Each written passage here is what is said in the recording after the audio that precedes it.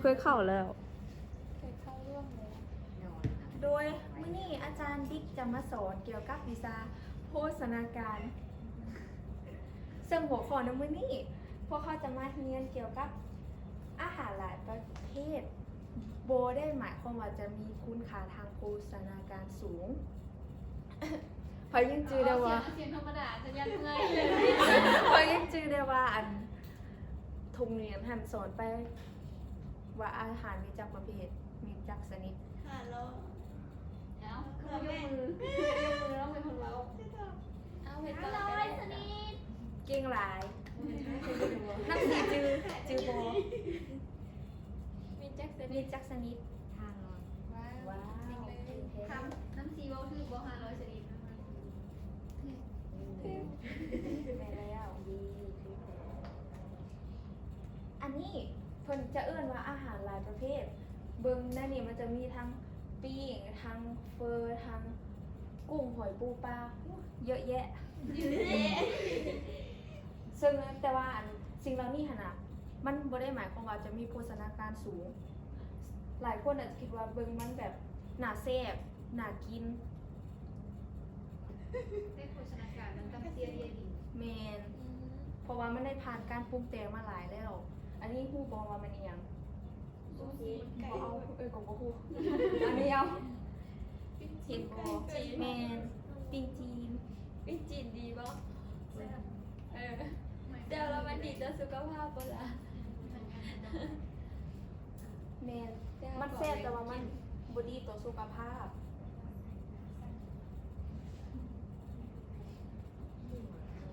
อันนี้จะเป็นข้อเสียของการกินอาหารหลายอย่างมีอย่างนี้อันนี้เป็นอย่าง แค่เมย์แค่ดำไม่ใช่ขาว โดยอันนี้เด้ผู้บอกมันเป็นอย่าง ลองไปลองดำ กินหลายต่อไปมาก อันนี้ผู้บอกบกินข้าวเห็ดนี่กินข้าวอ่ะ กินมี่เมื่อหลายได้บ่นั่งหมกเป็นโตได้เมื่อยลงเรียนบ่ได้สมองบ่แล่น กินได้หมายถึงอันสมาธิอันคนที่มีสมาธิสั้นอันนี้ผู้บอกเป็นอย่าง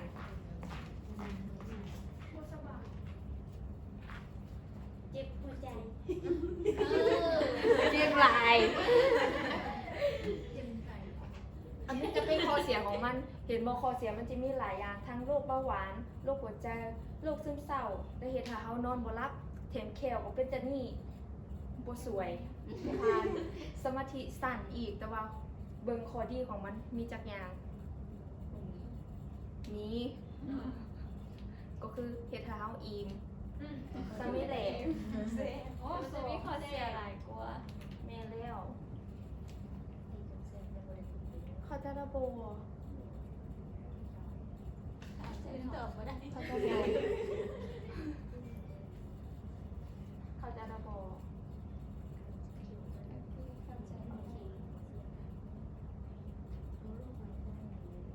แล้วเขานี่มาเบิ่งข้อดีของการกินอาหารที่มีประโยชน์ อันนึงนี่จะเป็นลดน้ำหนักเฮ็ดให้เฮาเป็นจังได๋ล่ะแม่แล้วเฮ็ดให้เฮาจอยหุ่นดี และนอกจากนี้ดี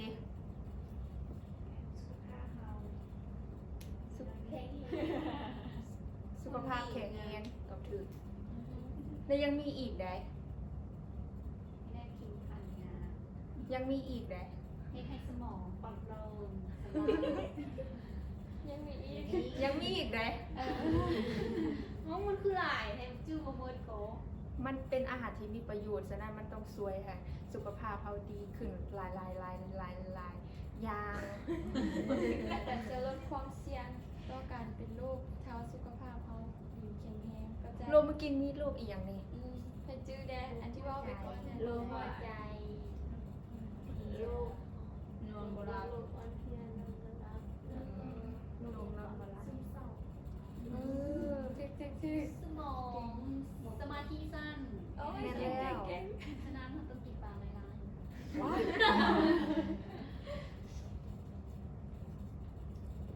ต่อไป อันนี้จะมันก็ คืออันกงกันข้ามกับอันเมื่อกี้หันเลยคือนี่ถ้าเขากินของดีที่มีประโยชน์ สุขภาพ ของกระดูกแล้วก็แคลของเขาก็จะแข็งแรง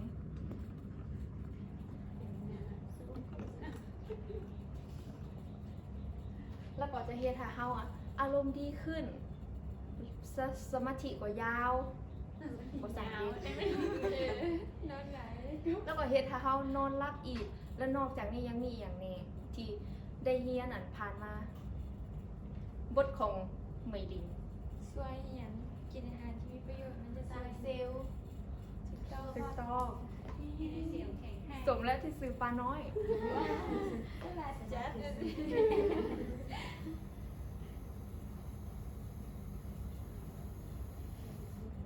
แล้วเบิงมาเบิงอาหารจำพวกนี่ก็คือเส้นร่อนหรือว่าข้าวปุ้นเส้นข้าวปุ้น แล้วก็ยังมีพวกมัน อันนี้เขาเอื้อนมามันเมือกค่ะแล้วก็อันนี้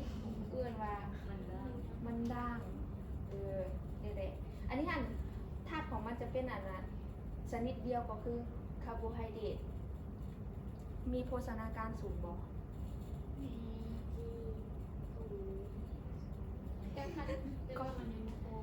แต่คันทุกคาบกินจะได้ให้ไทยร่างกายแข็งแรงบ่ต้องต้องแล้วเขาจะเฮ็ดกินจะได้จึงจะเฮ็ดให้ในมื้อนึงหั่นกินให้ครบถ้วนกินอย่างแรกที่ไม่ลิงเขาจะสอนไปมีอาหารจักอย่างในแต่ละคาบหรือแต่ละมื้อที่กิน ถ้าจะเอาอาหารพวกนี้ไปเฮ็ดเป็นเมนูหนึ่งนี่สิเฮ็ดอันใดเมนูใดไปข้ามก่อน ก็ได้ต้มคือสุขภาพที่ดีเขาต้มเลย1เท่านั้น ต้มเลย1เท่านั้น มันจะให้สุขภาพดีถ้าเอาไปต้มแล้วเอาเป็นหัวใส่ถุงหนึ่ง มันก็จะบดีแล้วก็เลยต้มจืดๆแล้วก็เอามากินแต่ว่าจะได้แต่คาร์โบไฮเดรตมันยังบ่ครบสารอาหารอย่างอื่น และแซ่บบ่ ก็โบเซ่บคนไหนเด้อันที่โบเซ่บมันจะดีต่อร่างกายเราเขาก็ต้องฝืนกินในกินอันเซ่บร้านโบเซ่บเขาต้องทุกคนแม้มันอยากกิน ไม่เอาอย่างว่า1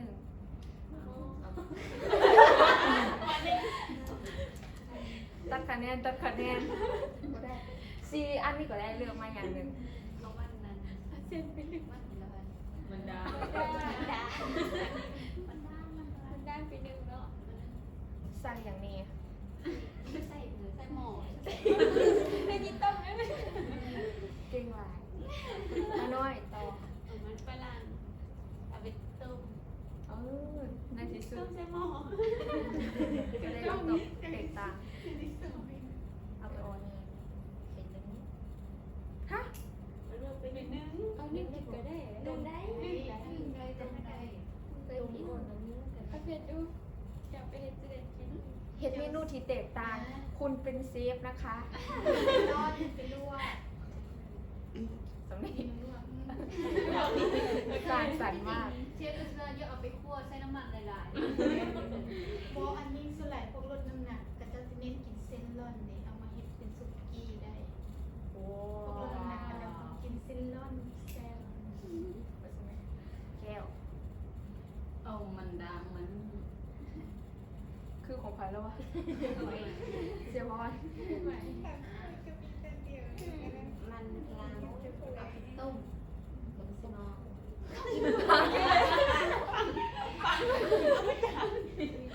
ไม่ต่อ ไปอัน อืม มันเมือกเอาไปจีเอาไปจี เอาไปจี เอาไปจี เป็นหมกเป็นนี่ ได้ มันเมือกกะจีได้ปะได้ เอาหนูใส่เตาไฟหนูก็กัน อลิงตื่นเถอะ เอาร้อนไปดู หมดแล้ว เอาคิด นี่ ว่า เห็น เป็น สิ เอามันน้ำไปปิ้ง โอ้โห อร่อ มาย น้ำสีบ่มีปลา มันฝรั่ง เออบ่ โอเคไอ้นี่ดู น้ำด้านเอาไปเติมกิน ได้ แต่ละคนเก่งหลายแสดงว่าแต่ละคนนั่นนี่มีความหักสุขภาพ สมแล้วที่เฮียนวิชาโภชนาการมา มีหลาย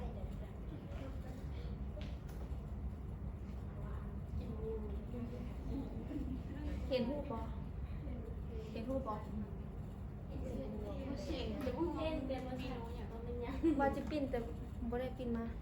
บ่ทันเห็นบ่ ตาดมันปรังมันยา มันเสื่อม มันเมื่อก มันตั้งหนึ่งที่บอก อันที่สองมันเมื่อก มันเมื่อ มันเหือก ตั้งหัวมันปรังอีก มันเหือกเอาไปขวบใส่ซอสหอยยำ เอาอยู่มันฝรั่งเส้นร้อยตื่นใส่กระดาษ โอเค มันเป็นอาหารอันซีย่างนั่นคือหันอันที่บอกไปก่อนหน้านั้นค่ะทุกอย่างเนาะ เมล่ามันเป็นอาหาร4อย่างขังเทิงนั่นอันนี้เมนมันด่าง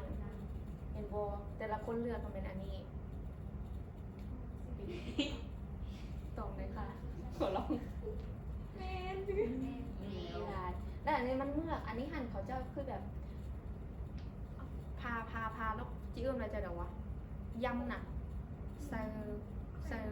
ส่น้ำอย่างวะ ตัว น้ำซอสอะไรคือว่าเขากินอะไรเหมือนกันอันนี้หั่นจากมันฝรั่งเขาเอาไปเห็ดแบบไปตุ๋นใส่ซีนงัวแล้วก็ยังมีอันน่ะมักเล่นมีอย่างหั่นแหละเครื่องปอกเครื่องปรุงหลายแนวบ่ฮู้บ่เป็นแนวครัวอันนี้หั่นเป็นเส้นร้อนเมื่อกี้อันนี้ก็คือกันก็เอาไปเห็ดตุ๋นแล้วก็ใส่กะหล่ำปอกกะหล่ำปีแล้วเบิ่งรูปนี่เห็นความแตกต่างบ่บนแตกต่างกับอันเมื่อกี้กันนะอันข้างเทิงกันนะ มันเอามาปรุงเอามาปรุงได้แดงกิน แล้วอันนี้ด้วยล่ะ เมื่อกี้มันดีแต่อันนี้มันสูง เป็นยังไงแล้วมันได้ใส่เครื่องปรุงหลายบ่ มันได้ใส่ กิน ให้จมอง อันนี้ดี อันนี้ใส่ไม่ใส่ ใส่เครื่องปรุงหลายบ่ โอ้วันนั้นคนเบียด เทียบกับอันเมื่อกี้ เบิ่งจากสีมันนะเขาจะใส่เครื่องปรุงหลายบ่หรือว่าใส่น้อยเอง ใส่หลายเพราะสีมันเข้มข้นแห้งเข้มอยู่ใส่เนี่ยมันก็ใส่ ซีอิ๊ว ที่บอกการสี อันนี้ดูน่าแซ่บบ่ แซ่บแซ่บ ชิมนะ อันนี้ก็ยังแตกต่างกับอันเมื่อกี้ตัว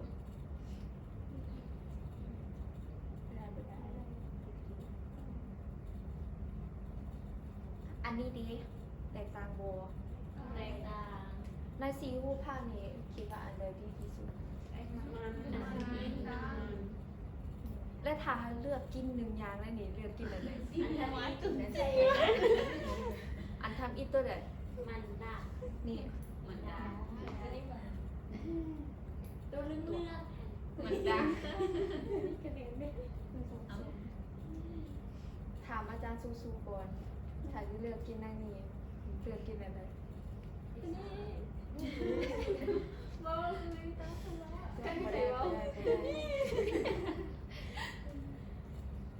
อันนี้หันนะมันก็คือกับเวลาที่เขาเอาซียางขางเทิงหันนะมาปรุงเตงแล้วมันก็จะเฮ็ดให้เป็นจะได้ ใส่ให้คุณภาพมันลงหลุดลงสารเคมีละลาย มาอยากตอบต่อบ่อยากว่าขึ้นบ่ เออ เมื่อกี้นักเฮียนนางคำได้เว่าอีหยังบ่ขึ้น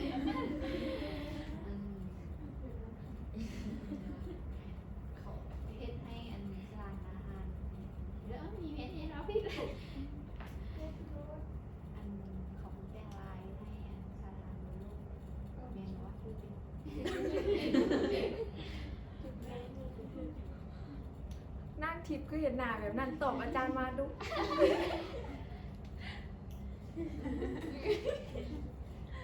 มันคงแปลงหลายประเทศให้คุณภาพของอาหาร อืม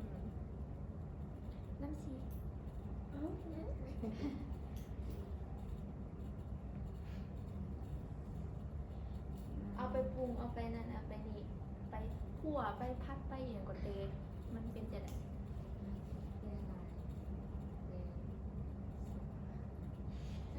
คุณภาพมันจะลดลงคุณภาพทาง คำเราคืนพอเลย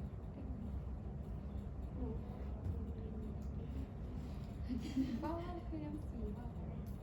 ม่ ท่านเอาอันตัวนี้หันไปเฮ็ดตัวนี้หันมันจะมีประโยชน์คือตัวนี้บ่มีย้อนอย่างมันจะบ่มีเราคิดว่าอะไร แล้วแต่การปรุงแต่งนี่มันจะนั่นแหละมันตัวที่ทางอาหารว่าเขาอันเซียนคือจะมีข้อดีของมันในใจนี้ยังมีอย่างถามโบนะเฮียถามนี้ถึงหมดเวลายังหมดเวลาเลย เอาสิเบิ่งละบุญสอนมาสิเบิ่งละ จะหมดแล้ว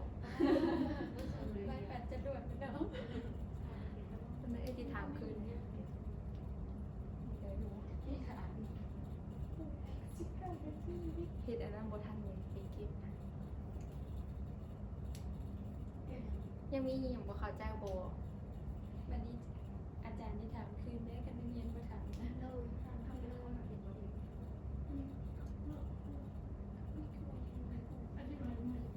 ฮะอันหลินตื่นแล้วโบได้กี่อันหลิน เด็กหญิงอะไรตื่นได้แล้วลูก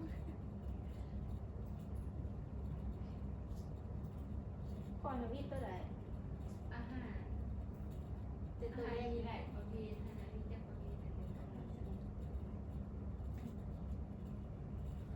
อาหารมีหลายกลัว500ชนิด อันนี้มันบทเขาเจ้าสอนมาเท่าแล้ว บทเก่าตอนมันจะบทเก่า ซึ่งถ้าหาไล่ว่ามีอันเดินเลยขอยอม เวลามื้อนี้มันบ่พอ มาอะไรนะหายหา ปลามาไล่คนละเมนูซะนะทางเวลามันพอ ได้ก็ได้เมนูอาหาร มี15 คนมีหายอย่างจะจิต เป็นแบบ หามซ้ คนมาถาม ำขัวใคร เนาะ อ๋อเป็น อาจารย์หาดอกจะได้แม่จ้ะ ปิ้งซีนเอ้าพี่กินยัง เว้าชื่อเมนูอาหารมา1อย่าง หนึ่งอย่าง ชื่อเมนูชื่ออาหารชื่อจานข้าวชื่อแกงผักบ่ชื่อพวกไข่อหย่าง เก่งพักคนซีนเป็น เมนูเอาง่ายๆคือเมนูอาหารอีหยังที่น้องอยากกินตัวนี้นะ ยังกินอย่างว่ามาเลยนะแกงพัดโอเคต่อไปนะซีกินอย่างกินอย่างซีนไก่ว้าวซีนไก่ กาย รักงานเดิมอีกไก่มันว่าก็ไม่จำได้ นั่งคิด โดยเดี๋ยว คิดดนๆนะ เมื่อกี้หน่วยปิ้งสิ้นขวดสิ้น โอเค เอามา ปิ้งปลา ผ่าน เกงนอกอ่ะ แซ่บ เก้งโนหวาน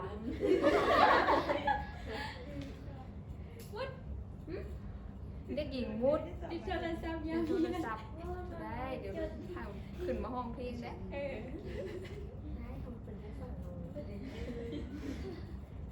กงคอยเชฟกิน ว้าวกูไม่ได้กินหลายปีแล้วกู เดี๋ยววะ แกงหน่อยใส่แบบนี้เลยไปพรจะกินอย่างยังกินอย่างแรกนี่ อยากกินตูดเลยนะ ใกล้ๆกับร้านเพื่อนมีเด้อ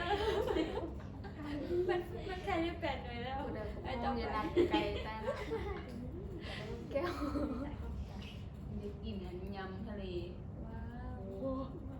เสร็จแล้วไปต่อไปคุณเชฟ กล้วยปลาแซลมอน โอ้ หรือไปทะเลหรอ จะเริ่มไปทางทะเลแล้วค่ะ อย่าพูด หมูกระทะ เขาเปียกด้วยทีแรกก็เขาเปียก ว่าทีแล้วมัน อันนี้เหรอ หมดแล้วทีแล้วเนี่ยมีอะไรอ่ะ เอากล้วย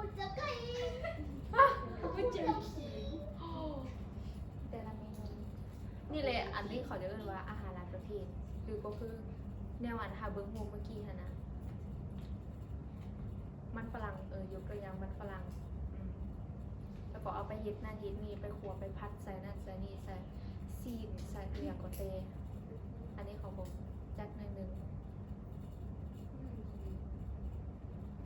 มนูอาหาร แต่ว่าแล้วสิ่งอันที่เขาได้กินไปหนนะมันก็ไม่ได้หมายความว่ามันจะมีอัน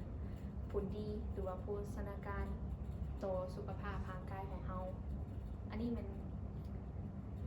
หัวข้อของมันก็มีแต่ซ้ำนี่แหละ หัวข้อของของในครูดิกมื้อนี้ก็คืออาหารถึงมันสิมีหลายชนิดแต่ว่าบ่แม่นทุกชนิดมันสิดีต่อร่างกายมีโภชนาการที่ดีต่อร่างกายของเฮาแล้ววันนี้หัวข้อใหญ่ต่อไปหัวข้อย่อย เกี่ยวกับ มาดัก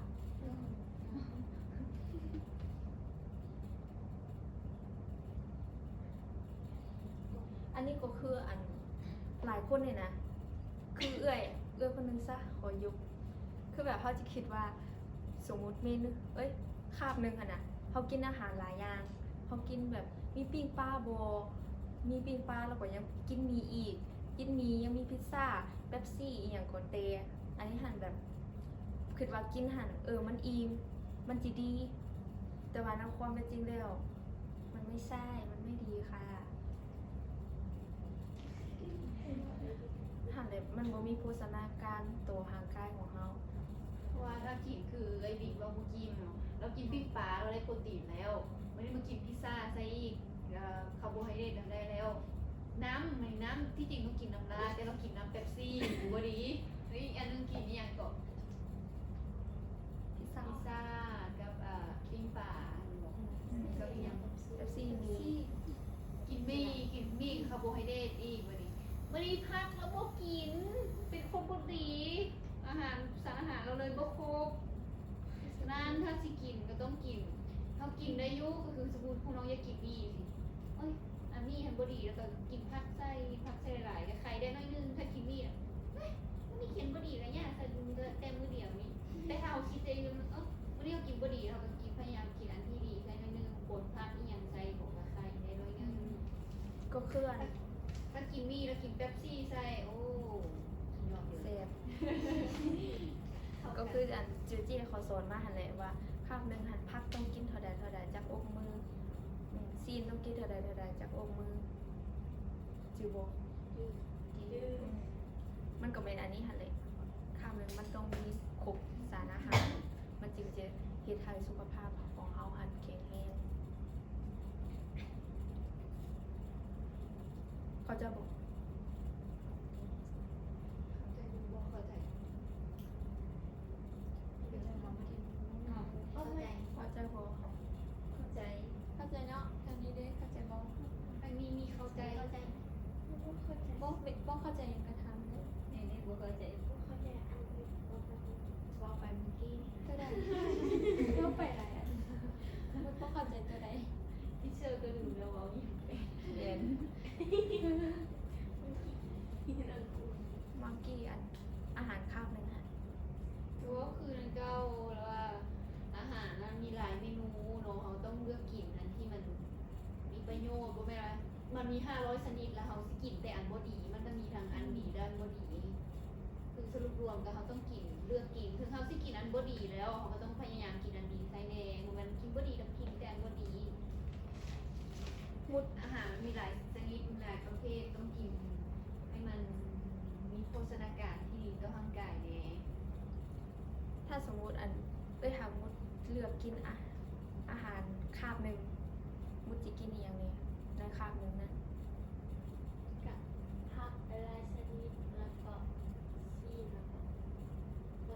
เอาไว้พักน้องที่ให้จังไหนกิน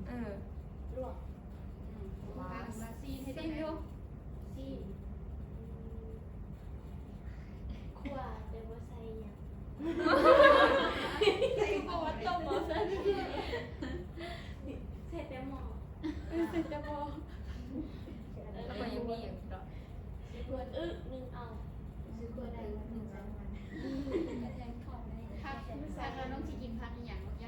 าก และคาบนี่หันอันมุดว่ามุดกินหัน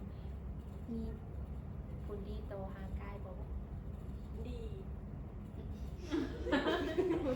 โตยังมันใช่วะ คือว่าคำนี้เป็นจังใดคนอื่นให้คนอื่นวิเคราะห์เบิ่งให้หมู่วิเคราะห์ว่าอาหารที่มุดเว้ามานี่มันดีบ่ ดีก็ มันสารอาหารมันครบระบบเพราะว่าไดหมู่กินบ่ครบ เขายังบ่มี เออ ข้าวเรากินเอื่อนเอง มีบ่ดูเลยเด้กินบ่ได้เลยเด้ไปกิน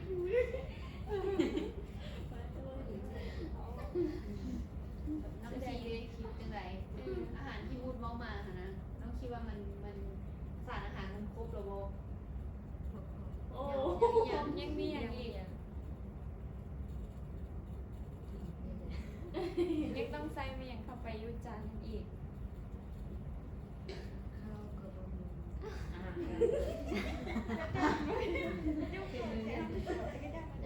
ยังมีอีกต้องเข้าไป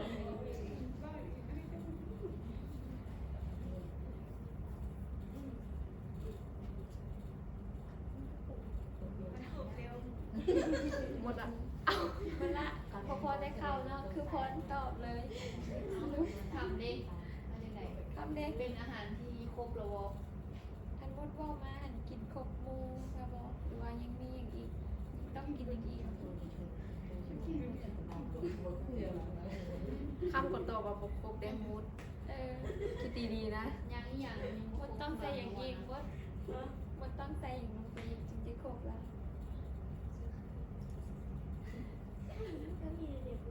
เบาไหมน้องคิดว่ายังที่มูกินยังบ่ครบนะ ขาดผักสลัด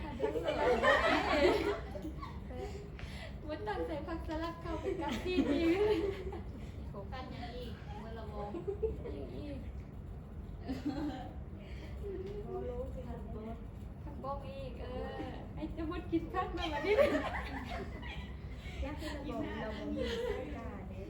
แมนบำรุงสายตาบำรุงเลือดในผักบ้องนะ วงมันยังบ่มี มันได้ยังอีก หมดแล้วพูดว่าเมื่อกี้มีผักซีดสับยัง ซีนั่นกินซีหยังบ่สิกินซีหยั มั ง นจะกินเส้นยังซีน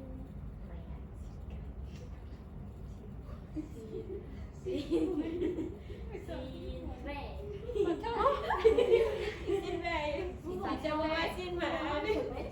ซีนไก่ซีนไก่เหรอ สิไก่ต้องไปคั่วบ่ใส่หยังเถื่อ เลือกเห็ดเด้อ เห็นได้ความมันเมนูไหนเนาะ จังไดต้องเสียหยังใส่แน่เวลาคั่วน่ะ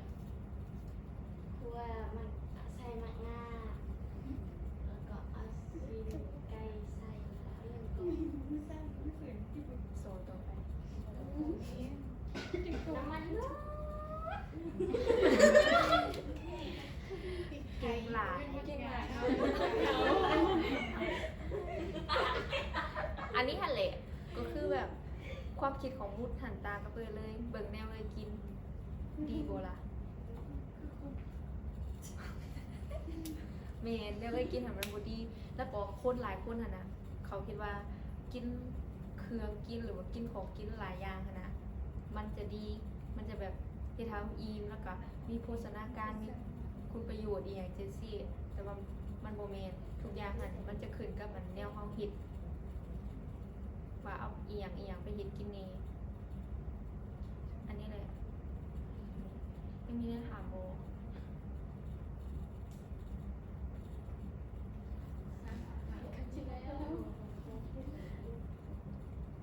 โอ้เดี๋ยว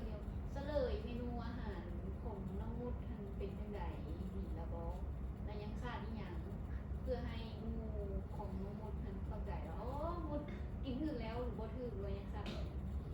ยังขาดน้ มันกินข้าวแล้วมันนึกกิน ำโอเคแล้วเพราะว่าหมักมันก็ขึ้นอยู่กับพวกประเภทเขาเอิ้นว่าอย่างวะ โปรตีนไม่ได้ คาร์โบ เอา ไฮ ไว้ เด เด้ ร อ ต ที่จะเป็น คาร์โบไฮเดรตแล้วก็โปรตีนแล้วก็ยังมีอันพวกผัก เป็น เป็นพวกวิตามิน ที่มุดกินทั้งถึกแล้วถ้ามุดกินสารกินมาอึกอีแล้วที่ไปกินข้าวที่อีกวันนี้คาร์โบไฮเดรตมันก็จะได้ค่อนข้าง แม่น แล้วแสดงว่าอาหารกับนั้นมันก็ยังบวกคักปันไหนถ้าเรากินผักหลายๆต้องจึงดีผักทันแล้วแต่สิกินผักอีหยังก็ได้ ถ้ามุดบ่มักผักบ้งสิก็บ่กินก็ได้ก็กินผักอันอื่นสิกะหล่ำบ่มักก็กินผักอันอื่นก็ได้ บางคน ถ้ามักกินผักสลัดก็กินผักสลัดแต่ว่ายังให้กินหลายๆอย่างหลายๆสี แม่นแล้วก็วิธีเฮ็ดวิธีปรุงอหย่างหักคอง่ายๆใส่หน่อยๆคือพวกซีอิ๊วพวกน้ำปลาอหย่างจังซี่พวกหัวจาระโป ของใจ น้ำซีได้ขอจาระโป ของเด็ก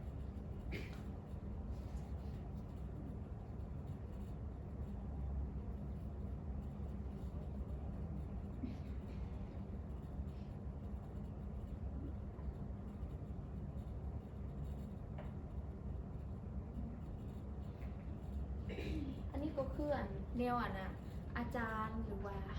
เรื่อยไทยได้อธิบายไปแนวเมื่อกี้อะไรในความเป็นจริงแล้วเขากินอาหารหลายชนิดหั้นนะมันบ่ได้หมายความว่าจะดีเหมือนอันนั้นมันเว่าคืออันนั้นทุกอย่างหันมันขึ้นกับอันที่เขาคิด คือว่าเอาไปหนึ่งโบเอาไปขั่วหรือว่าเอาไปนั่นไปนี่ใส่เครื่องปรุงหลายหน่อยสำใดมันก็ขึ้นกับเขาถ้าเขาอยากสุขภาพดีสุขภาพแข็งแรงเขาก็ไปเอาไปต้มเอาไปนึ่งสิบ่แล้วแห้งง่ายเท่าใดบ่ดีก็คือกับพวกที่เขาโซนนั่นแหละอันพวกหมักไหม้เองจะนั่นนะทำมันบ่ต้องปอกเปลือกขนาดนั้นแล้วก็กินได้ก็กินเลยเอ้ยล้างก่อน ล้างก่อนแล้วก็กินเลย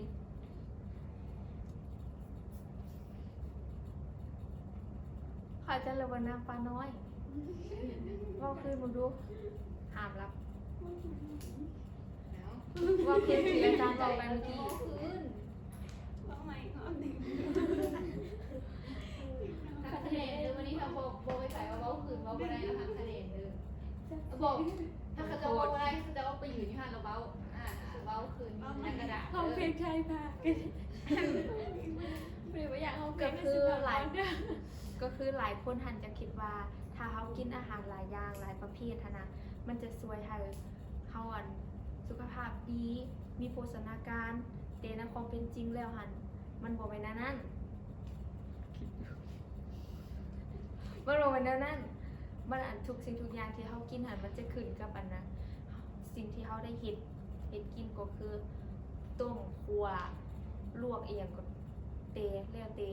แล้วก็บ่ใส่เครื่องปรุงหลาย มันจึงจะดีจะนี่สินะ เข้าใจแล้วว่า ต้องว่าคืนอยู่อ่ะ ไม่เห็นขอบบอกให้เบาดิ ว่าอย่างว่าว่าคือบิ๊กว่าเมื่อกี้ก็ได้ ว่าตามเทรนด์เข้าใจก็ได้ อาหารหลายอย่างที่เรากินแบบมันเห็นเราคิดว่ามันดีแต่มันบ่ดี มันขึ้นกับว่าเอาปรุงหน่อยปรุงหลายแต่ไหนเอาไปครัวไปต้มไปนึ่งมันได้แต่ทำง่าย ก็ตามนี้แก้วเนี่ย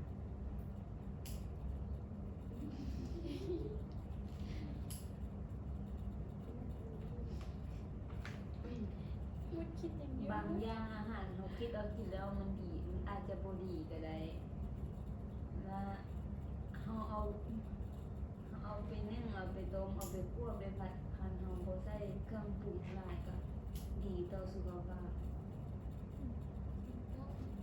อะไรอีกตื่น ไม่ได้นอน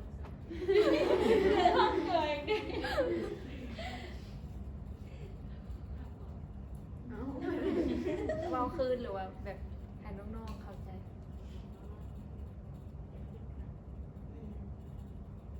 สำหรับอาหารเนาะมันมีหลายชนิดแต่ว่าถ้าเราจะกินให้มันดีต่อสุขภาพเราก็ต้องแบบปรุงให้มันน้อยๆสิ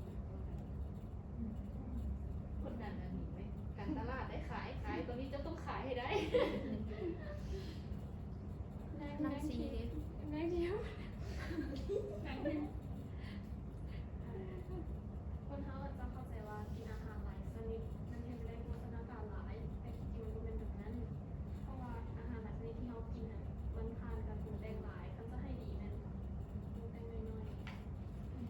เส้น เส้น เส้น เส้น เส้นร้อน แม่นเส้นร้อนคือคันเฮาต้มละลามันกินมันก็แซ่บเหมือนกันคันมันบ่แซ่บก็ใส่ซีอิ๊วในอยหนึงมันก็ได้มันก็แซ่บอยู่มือปิ้งมันเมื่อกี้หันก็คือกันบ่ปรุงเลยแค่ปิ้ง เขาจะระบอ คนอื่นเข้าใจแล้วพอ เอาเขาจะระบอ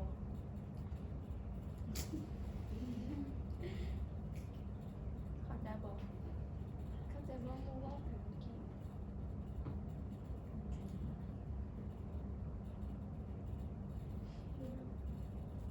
เป็นเนี่ย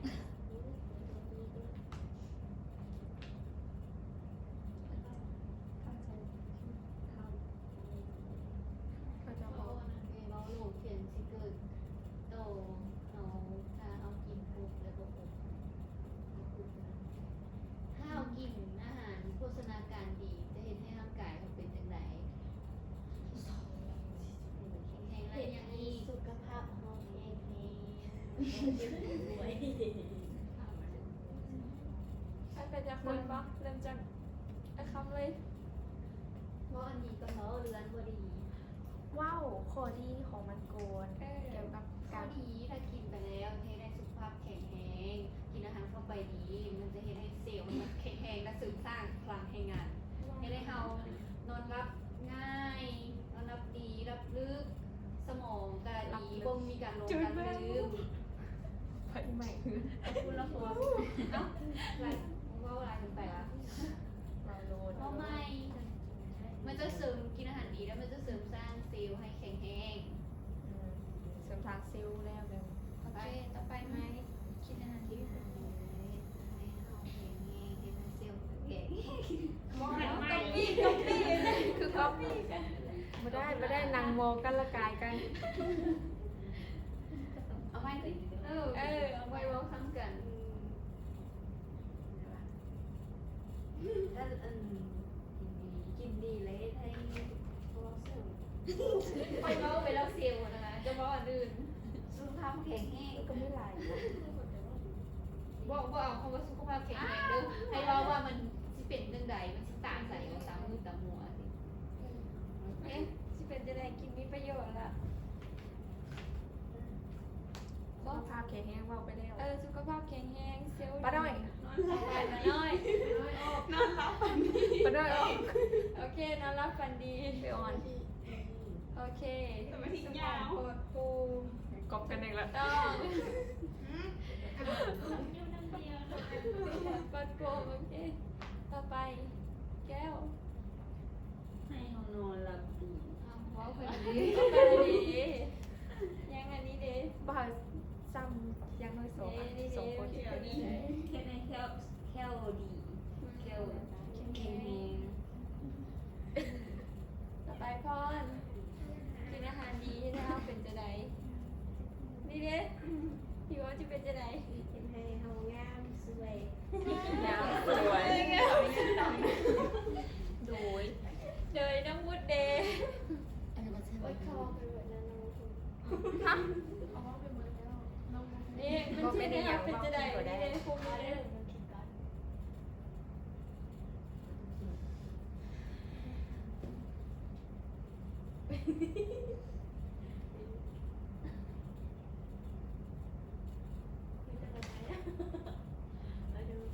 เวลาน้องหิวข้าวน้องโมโหบอก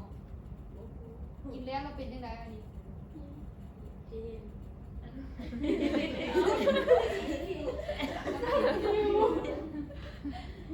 ใจเย็นน้องหัวบอก หัว หัวแล้วเกินอย่าง มีความสุข ถูก เอ ต้อง อ ผิวพรรณผ่องใส พองใส เปิดฟ้า วิวจะได้ ได้หญิงทิพย์ อยู่ได้ดุนหมายถึงว่าแบบอายุอยู่ได้หลาย อายุยังยืน ต่อไปสองสหาย ตามนี้ก็ได้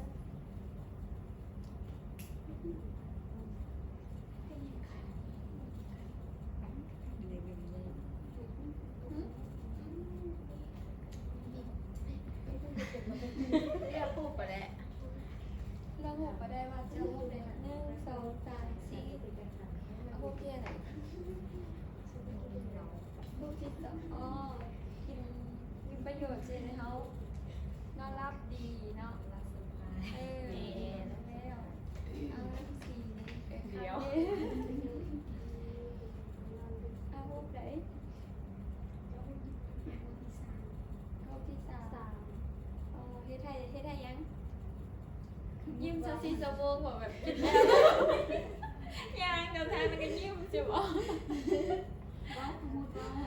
มุดว่าได้มุดว่าได้ไดกินอิ่มแล้วให้แท้เขาจะได้ มันแพง อันนี้แห้งนี่ก็ได้นี่ก็ได้ เห็นโบแต่ละคนเว้ามาหันจะเห็นได้ว่าการกินอาหารที่มีประโยชน์แต่ละมันจะมีคุณประโยชน์หลายสิ่งหลายอย่าง ดีกว่าการกินอาหารขยะหรืออาหารที่แบบมันบ่ดี อันนั้นมันสวยได้เฮ็ดให้เฮาอิ่มแล้วก็แซ่บ แซ่บ แซ่บ แซ่บของอาจารย์สุดเจ้านี่แซ่บอีหลีนะ ชิมสินะ เฮามาเบิ่งเฮาเห็นข้อดีแล้วเฮามีเฮาลองมาว่าข้อเสียเบิ่งให้เห็นถึงความแตกต่างข้อเสียของการกินอาหารหลายชนิด ค่ะ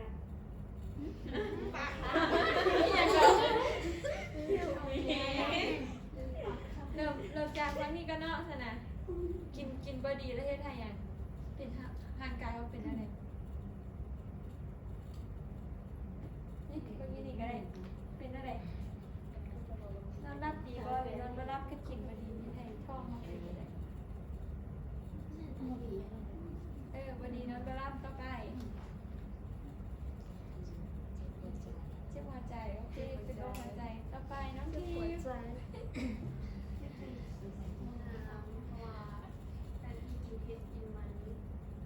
หลาย บ่ได้ยิน โอ้ยเฮ็ดให้มันกะเฮ็ดให้หน้าเขาเกิดสิวหรือยังคือเซนว่าการที่เรากินเผ็ดกินน้ำหลาย มันจะมีเกิดสิวง่าย โอเคถูกต้องเนาะต่อไปน้องนางอ อัน ดี นี้ ต เกิดโรคเบาหวานเพราะว่าอาจจะกินว่าคาร์โบไฮเดรต มันเห็ดนอนเวลาอ่อนเพลีย แต่ นอนต่อ หมดได้น้องพรหมดแล้วหมดหรือว่ายังมีอีกบ่ แก้วบัวงาม เฮ็ดให้อันบ่มีสมาธิ ให้กระดูกพวกแข็งแรงให้เป็นโรคซึมเศร้า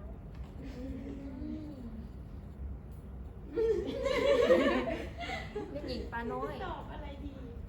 ที่ตอบ อันนี้อหย่างที่บ่ดีอันเว้าไปรถนะมันคือเบิด มีกินตัวก็เมน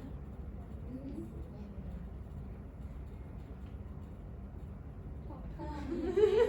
จะ ท้ มา อง ตอบว่าสิ ไม่ต้องหัวหรอกสักขาดสารอาหารแล้วมันจะร่างกายมันจะเป็นเท่าใดก็ว่าไปเลย ซึ่งตอบยังไงดี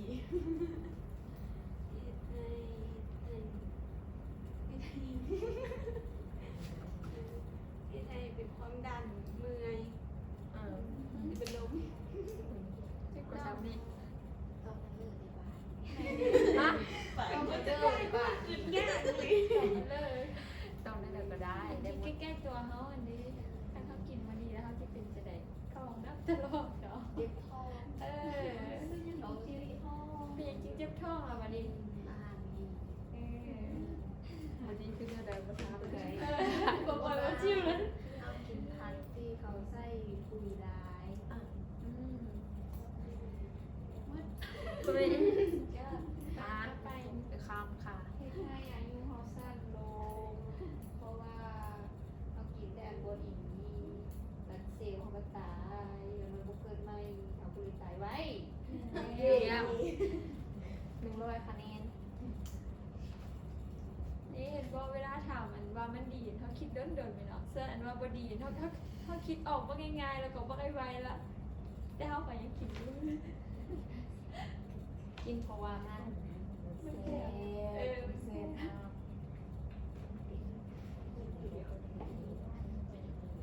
จังสิวะยังมีบอลเดบคอเจ้าโบนังเฮียน บ่มีแล้ว มีเยอะยังมีเวลาหน่อยหนึง ดิ้งห้องผิด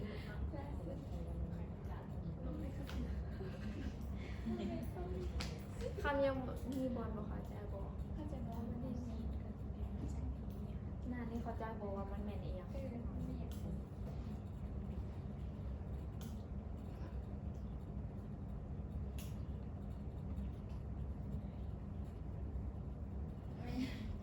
ไม่มีหรอก ว่าได้ใดก็ได้ได้ ตาม หมด ความเข้าใจเลยหรือจะว่าให้น้ำสีแปรให้ก็ได้ ถามว่าเขาจะ ว่ามาหลายหน่อยสำหรับก็ได้ถ้าทำคนแล้วว่าจริงมีรางวัลให้ ตกคะแนนให้แล้วมันอาหารพวกนี้ดีบ่ เฮ้ย มันดีบอก ดีบ่มันฝรั่งดีบ่ ดี ตอนนี้มันดีเพราะว่ามันยังบ่ได้ ปรุงแต่ง ไม่ได้เอาไปเฮ็ดหยัง มันฝรั่งหุบนี้หันมันดีอยู่แบบไปอีกนานหนึ่งที่มีมันฝรั่งนะ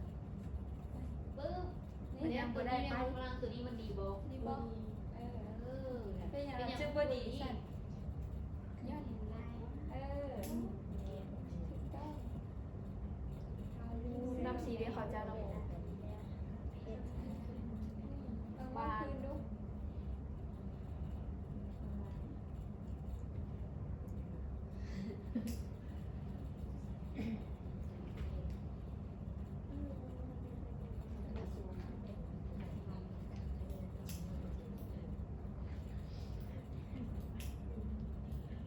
มันฝรั่งหรือจะเอาอันใดก็ได้เลย รอเดี๋ยวนี่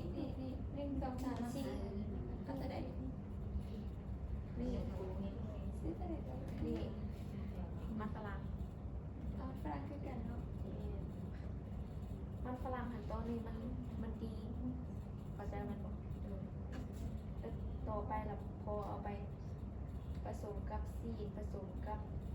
อันนี้ละลายแล้วมันบ่ดีเลยมันบ่แต่มันแซ่บแต่มันบ่ดี มันกันยังเสีย ได้อีกทิปที่เขาจะบอกความแตกต่างของสองหนานี่สรุปผ่านน้องๆได้ฟังเน่ เก่งหัวก็ทัน เอ้าเมื่อกี้เข้าใจ ของแตกต่างของสองหน้า โอ๊ยขอตู้หลายๆสองหน้าอันนี้หันนะ อันนี้คือหน้าที่หนึ่ง อันที่หนึ่งอันนี้อันที่สองข้อแตกต่างกันเรื่องใดกันนะเขาจะระโบดีมากได้กินทิปไปได้ก็คือ อันนี้หันเซลลอน มันฝรั่งมันเมือกมันด่าง อันนี้หันนะต้นนี้หันถือว่ามันเป็นพวกคาร์โบไฮเดรตมันก็ดี มันมีโภชนาการในตัวของมันอยู่แล้ว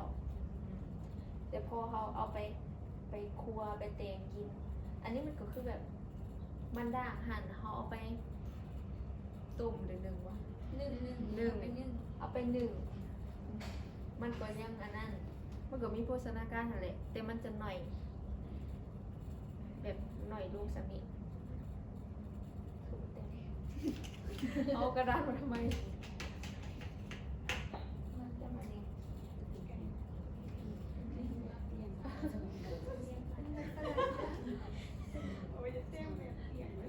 เฮ้ยยาเฮ็ดหัวกันไปอะไรเฮ้ยไม่ได้คิดเลยนะมาพูดเอง ซื้อแต่ไม่เชื่อมันจะดื้อ มันบางหัวมันก็เป็นได้ จืดมาจืด อันนี้มันจะเป็นบันด้านเห็นหรอ เข้าสู่วิชาศิลปกรรม ที่เห็นหรอเจ้าเนาะ แล้วน่าจะได้เข้าใจ ก็คือมันด้านขั้นหอมไปต้ม ก็คือถาไปต้มไปดิเตอร์มอลโอ้ ต้มได้เอาไปต้ม พอสุกมาแล้ว สุกมาแล้วโภชนาการมันจะอยู่ระดับนี้ สูงบ่ล่ะ สูงบ่ สูงแต่ถ้าสมมติเขาว่าไปเฮ็ดแนวอื่นมันดังแล้ว สมมติเอาไปต้มน้ำหวานดูมันยังมีโภชนาการสูงจำนี้บอกมันจะลดลงมาที่ใดอาจารย์ บ่มีเลย มันประมาณเมื่อวาน ทำไมมาเต็มดู เอ๊ะ เต็มขีดอันนี้ซื้อๆว่าถ้าสมมติเอาไปเฮ็ดน้ำหวาน เออ สินะ ไปเห็ดน้ำหวานแล้วมันจะมีโภชนาการหรือว่า มันมีสามตัวนี้เนาะ มีอันนั้นมันอยู่ซ้ำนี้ เอาไปนึ่งมันจะมีสำนีเห็ดน้ำหวาน จุ๊บดิ เออ ลงแบบนี้หลายมันว่า ซ้ำนี้เขานี่เก่งหลายตบมือให้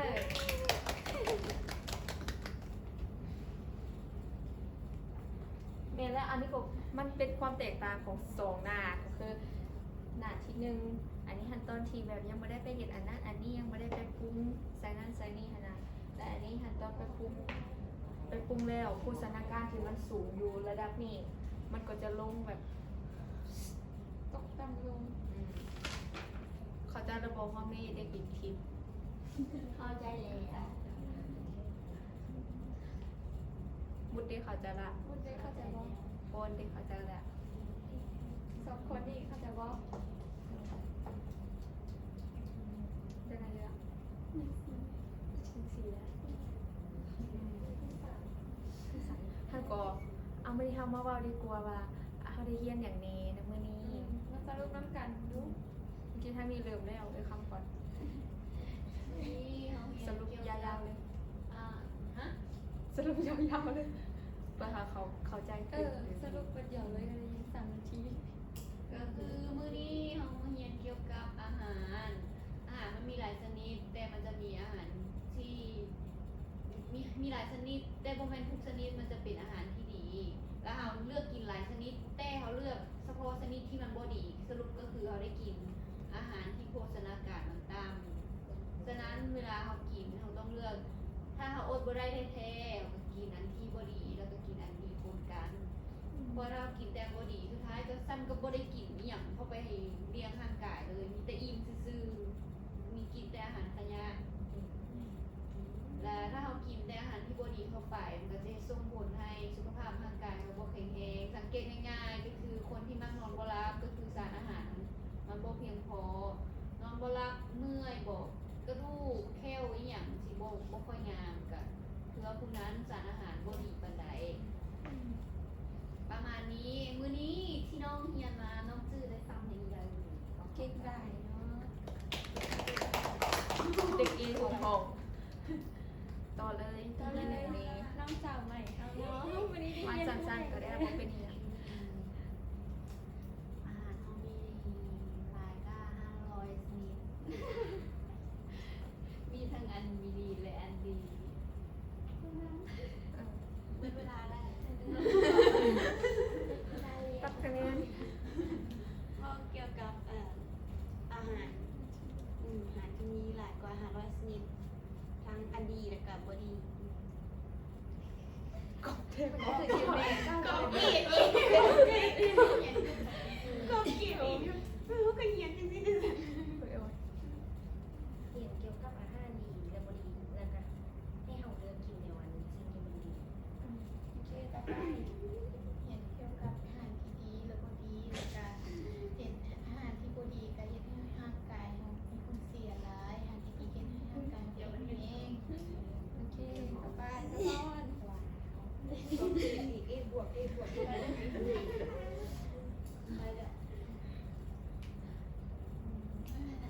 น้องจื้อยัง อื มื้อ ม นี้ จืดแล้วตามความ เจออย่างเดียววันนี้ มื้อนี้จื้อมันด้างจื้อมื้อนี้เฮียนเกี่ยวกับมันด้างมัน เอ เมื่ อ อ มันด้านเฮ็ดจะได้กินสิ่งดีๆจะกินจะนี่ให้มันดีหรือจะกินแบบหรือจะกินแบบนี้ เอาแบบใด กินแบบนี้ โอเค กินแบบนี้จะเฮ็ดให้เฮาเป็นอะไร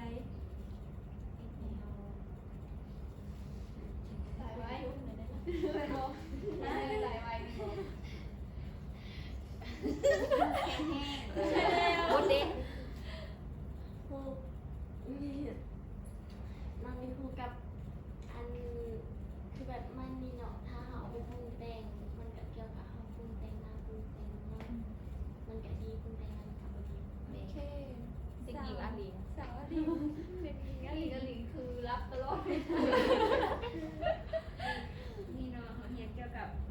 อเสียของการกินอาหาร เดี๋ยวคิด อาหารหลายประเภทบ่ได้หมายความว่าจะมีโภชนาการสูง ทั้ง ซี สี่ นั่นซี จุดในวันละที่เห็นต้องพูด กู ลงไปได้ ได้แต่ก็ได้ เอาตังค์ แม่น นี่ กินจะนี่เนาะกินจะนี่นี่เนาะจะนี่ไม่ ท ทำเด้กินจะได้ให้มันดีโอเคกินจะนี่เนาะเอาเป็นต้ม ำมันจะมีโภชนาการสูงแม่นแรกถูกจัด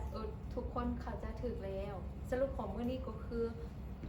ข้าวหรือว่าอาหารนะบ่แม่นเฮากินอิ่มแล้วก็พอมันก็ต้องเบิ่งโภชนาการของมัน แล้วก็เฮากินอาหารหลายนะบ่ได้หมายความว่ามันจะดี มันก็ขึ้นกับว่าเฮาเอาไปเฮ็ดหรือเอาไปปรุงถ้าแนวมุมว่าถ้าอันปรุงหลายก็บ่ดี ถ้าปรุงหน่อยก็ดีฉะนั้น บทเรียนสำหรับวันนี้ก็คือเพียงซ้ำ ก็ นี้ ดี เลย แล้วพอมงละ อาจารย์บิ๊กกับอาจารย์ซูซูสิบ่งมือบ่ายอะไร แม่เอาไม่ยังถามเลยติสกัดวันนี้ บ่อยากไปเลย คิดว่าไม่ได้เลยวิ่งสก่อน จะมงละ หมดแล้ว อยู่ เอาอีก ใครอีกวะเรื่องสาวเราเจือยังอยากเขียนต่อ โอ้ยนักเรียนใหม่ถามดิ ตั้งใจเฮียนเถอะเด้ สรุปแล้วก็มีแต่ซ้ำนี่ขอจาระบทุกคน คือจะแล้ว อ๋อ ขอฉัน โอเค เจ้าล่ะ จริงจูนะ